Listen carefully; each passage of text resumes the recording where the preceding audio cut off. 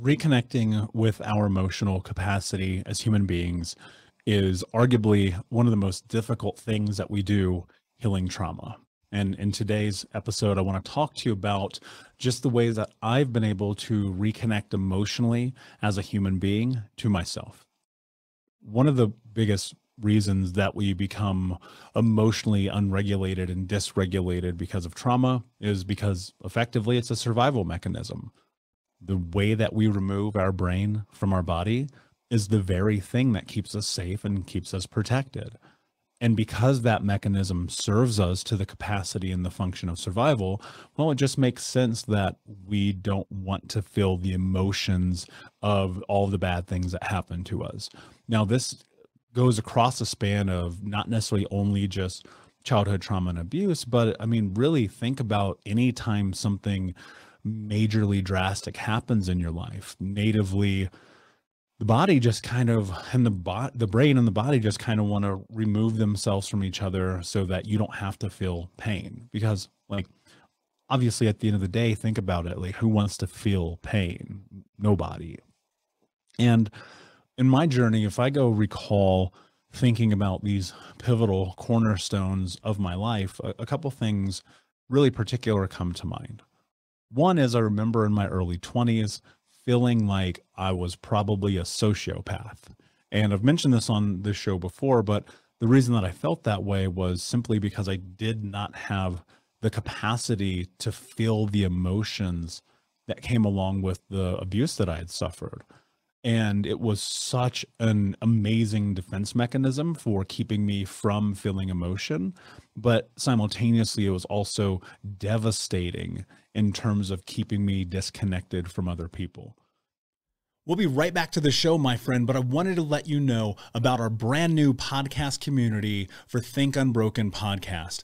I know that for so many trauma survivors like myself, for the longest time, I felt alone, like nobody got it, nobody understood, and that I was just going to have to figure this out on my own. But that's not true. And the reason why we created our brand new Think Unbroken Academy podcast community is so that we can bring all the members of the Unbroken Nation together in a place where we can learn, grow, heal, change, and transform our trauma into triumph. I would love to have you come and be a part of the brand new community. Just check out thinkunbrokenacademy.com or click the link in the podcast description. And I cannot wait to see you there, my friend. Again, just head over to thinkunbrokenacademy.com. And until then, be unbroken.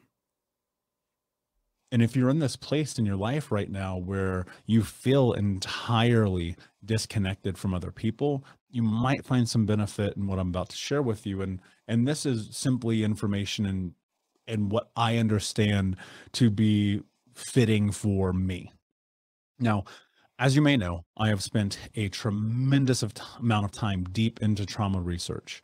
I have over 30 trauma-informed certifications and certificates. I've studied under some of the greatest minds on planet Earth, but the one thing that I have gained the most experience and education from in this journey has been through my own sample studies of my life experiences. And so as we go through this and I think about these aspects of life that have become the cornerstone for my own personal journey, I think it all starts with looking at things by step measure.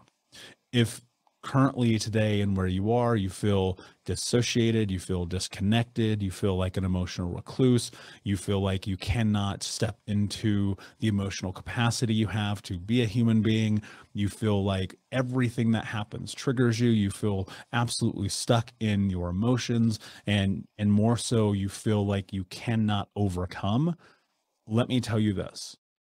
Those mindsets that you have about everything that I just laid out must be shifted if you want to create change in your life. Now, I am not what I would call an optimist. I'm just not. That's not my nature. I am a realist. And I simply look and measure the world through the scope of, has this thing that I want to do been done before? Because if the answer is yes, that means that I can do it. And so let's look at some of the points of measure that I've been able to do that have changed and transformed my life. Number one, and this is probably Arguably the most difficult aspect of this is the acceptance that bad things have happened to you. And acceptance is not culpability. So let's be very clear about that. Acceptance is not about you taking responsibility for parents who didn't take care of you, communities who didn't love you, and having the lack of support and nurturing that one needs in their developmental years to become a normal, functioning, sustainable human being. That's not what we're saying. What I am saying is that you have to accept that those things actually happen to you. And the biggest mistake that I made was constantly trying to push those things down, pretending that those things didn't happen, trying to hide from the truth and the reality that I was hurt, that I did suffer, that I had massive amounts of trauma and abuse, that I was hurt in ways that most people can never fathom nor understand. And the more that I stuffed those things down, the more that they came out in these really negative coping mechanisms. And I stuffed it down because I was scared. Like, truth be told, I was absolutely terrified. People would see it and they would think I was weak. I would feel shame and guilt. I would feel like if other people around me knew the things that had been through, that I wasn't a man. And more so, if I could cope with those emotions that I felt by making them go away, it meant that I was strong. And that's a dangerous place to play, because when you do that, and this doesn't just apply to men, this applies to anyone who has had traumatic experiences. When you do that, the thing that comes from it is that you actually shut down the capacity to connect with other people in a human way. If you want to impress somebody, you show them that you're perfect. If you want to connect with somebody, you share your truth. And I was always pushing towards being perfect, because if I was perfect, that means nothing could hurt me. If I was perfect, that means nobody could touch me. If I was perfect, that means that every single day that I walked down the street, that I lived my life, then that meant that the trauma didn't matter. And so the more I stuffed it down, the more it came out. And it came out in a lot of ways, a lot of really detrimental ways that I'm still paying for decades later. Drugs, alcohol, sex, addictions to things like porn and video games and television, and spending money at the mall and clothes and shoes and, expensive restaurants and all of those things.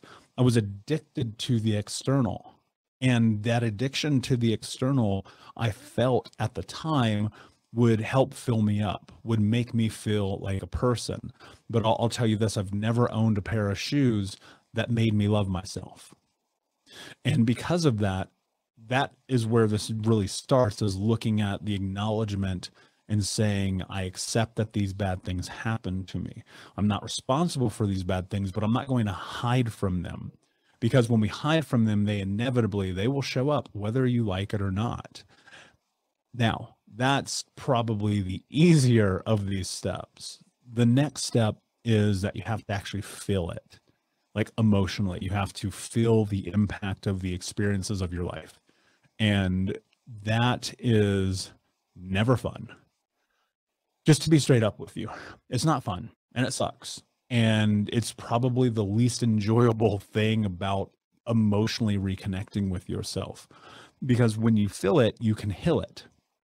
And that only comes in your ability and your capacity to let your walls down with yourself first and foremost, and to step into the emotional response that is sitting there and lying in wait, right? If you ever feel like you're constantly fighting back your emotions, that's a really telltale sign that you need to actually step deeper into them. And I think about feeling into those emotions: anger, sadness, fear, love, compassion, joy, grace. If you can't feel one emotion, you can't feel any of them. It's a whole spectrum, and you have to be willing to step into them all. And so as you go deeper into feeling it, it's really about, can you let the truth exist? Can you not run from it? We run from the truth. We hide from the truth. We pretend that the truth is simply a make-believe. No, that didn't happen. That's not real. I'm not going to feel that because it sucks, it hurts, it's painful. But in reality, the thing that you need to do is to sit in it, Now, to sit in it proctored with therapists and groups and coaches and support system is certainly ideal. And I would say, if I could give you one massive piece of advice that I wish I would have had really starting this journey, it would have been, don't do this by yourself. Go and find emotional support, because when you have emotional support, you'll be able to navigate this better. And emotional support, it can be coaching, it can be groups, it can be support, it can be therapy. There's a lot of different ways. But when those emotions start to come up, sometimes if you're not careful and if you're not in a safe, structured environment, you can open Pandora's box. A lot of people have blank spots in their memories, right? They have these browned out areas where they don't recall experiences. And when you start to open up the mind through doing the work, through going into therapy, through the whole process of self-education, through even listening to podcasts like this and learning, one of the things that can happen is like these black spots, these brown spots will start to appear, and you'll have memories of things that happened to you 15 or 20 years ago that you had forgotten about. And that happened to me, where I was in group therapy, I was having conversations, and then over time, it's like more things would show up and more things would show up and more things. And the more that those things showed up, the more that they emotionally impacted me.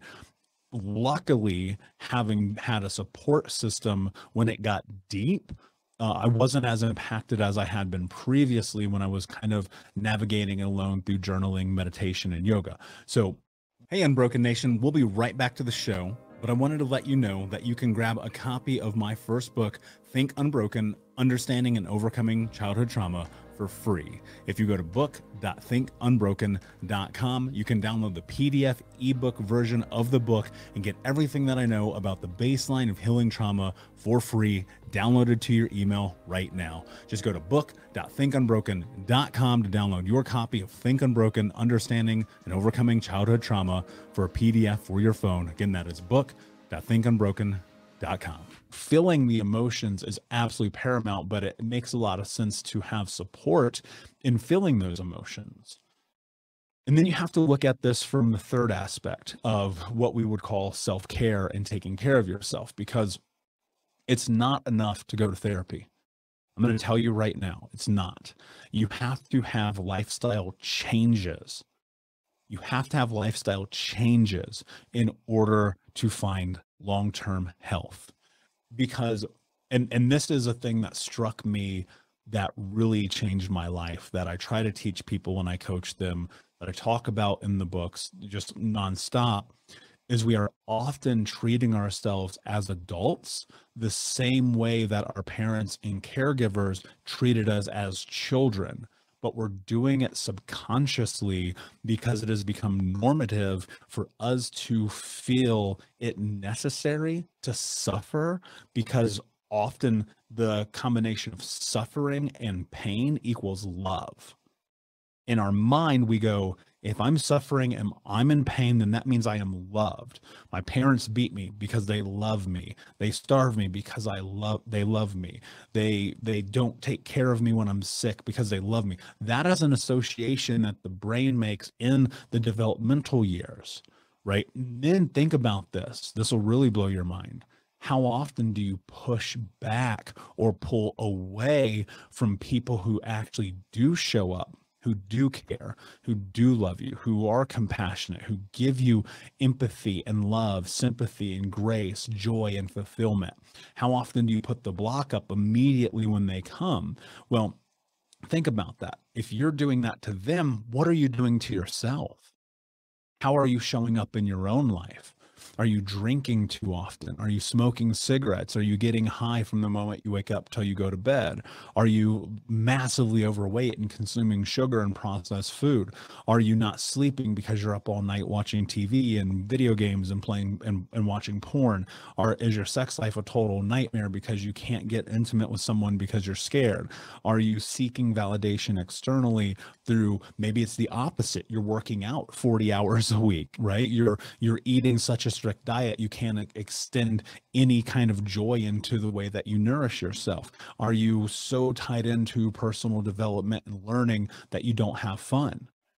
I have been in every one of those categories that I just laid out. And I think the most important thing is you have to ask yourself the question, what do I actually need?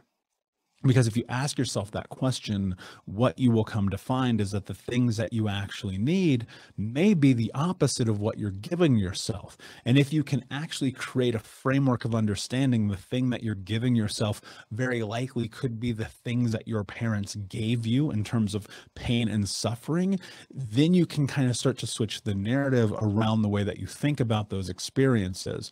And that'll lead you to want to eat better, to want to reduce your stress, to want to live a healthier lifestyle, to want to quit smoking, quit drinking. And people ask me all the time, like, how did I quit smoking? And I smoked for almost a decade. And a period of time there, it was like 2 packs a day. Like I was really crushing these things like a chimney. And I had effectively come to the realization when I was about 28 years old that I was torturing myself because the pain was the only emotion that I had the ability to feel. And I decided that through what I assumed at the time would mean taking care of myself by quitting smoking, that means that I would actually love myself. And so that was a trial within itself. It took a very long time to get to the end of that road. And I didn't cold turkey it, that's for sure. There was a lot of back and forth, a lot of fuck ups in that process. But ultimately, what I got to was a realization that I need to do the opposite of what was expected for me to do for myself. And so it's really about, can you get in there? Can you manage your expectations? Can you get enough sleep? Can you eat well? And then number 4, and I'll come back to it, it kind of parlays in a lot of these spectrum of this conversation, is seeking support. We so often, even in the year that we live in, and even with all the social media around trauma and abuse, and even with all the podcasts and the coachings and blah, blah, blah, there is still this space where many of us feel like we're alone. We feel like nobody gets it. We feel like nobody understands. We feel like we are battling this demon without any support or armor. And it's just not true. You know, I look at my own journey, and this is not comparative, so please don't take it that way.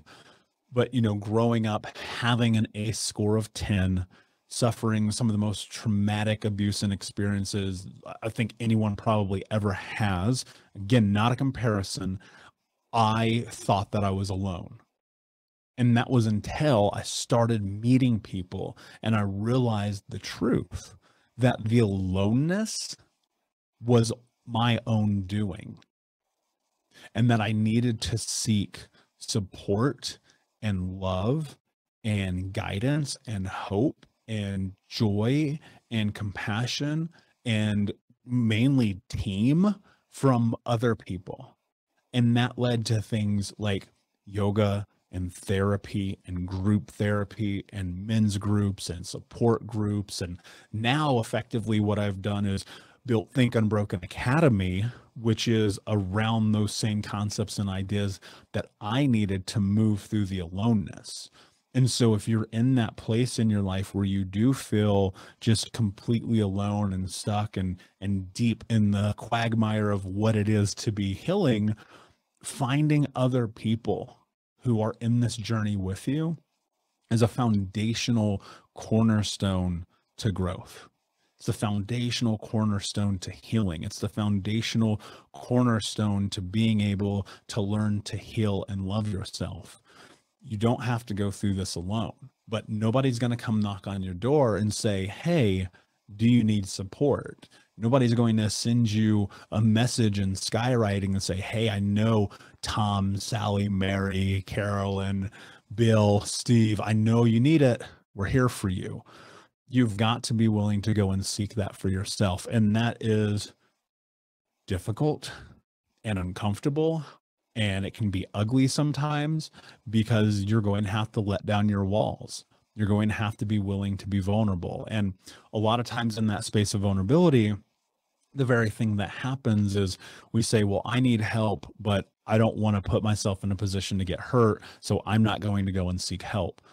And the reason why that's dangerous is because when you do that and when you put yourself in that position, what inevitably will happen is that you will have walls up that are so high that when it's time to actually step in, you have disallowed yourself from the ability to feel because you've already predetermined.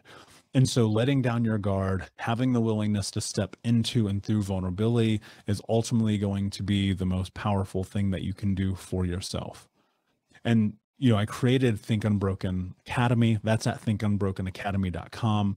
We created the Think Unbroken podcast. We've done all of this in the hopes that we can give you the support that you need. And, these are the four things that I did. When I walked into group therapy, when I walked into AA, when I walked into adult survivors groups, it was like, somebody here has got to understand what the hell's going on in my life.